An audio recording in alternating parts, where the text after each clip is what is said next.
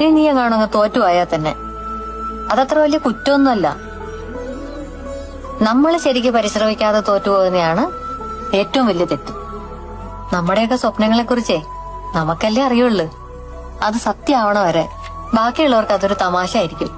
ചിലര് മാത്രമേ നമ്മുടെ സ്വപ്നങ്ങൾ തിരിച്ചറിയുള്ളൂ, അതിനുവേണ്ടി നമ്മുടെ കൂടെ നിൽക്കുള്ളൂ. നമ്മൾ അവരുടെ അടുത്ത് കൂട്ടുകൂടണം. അപ്പൊ അവർക്കൊപ്പം നമ്മളും വളരും, നമ്മുടെ സ്വപ്നങ്ങളും വളരും. ഇങ്ങനെ മനസ്സിൽ കാണണതെല്ലാം ഒരു കഷ്ടപ്പാടുകളും ഇല്ലാതെ ചുമ്മാ അങ്ങ് നടക്കുമെന്ന് മോള് വിചാരിക്കല്ലേ.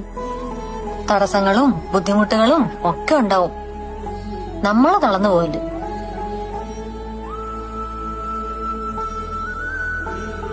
നേടിയെടുക്കാനേ ഒരു സ്വപ്നം പോലും ഇല്ലെങ്കിൽ ജീവിതത്തിനൊരർത്ഥം ഉണ്ടാവില്ല.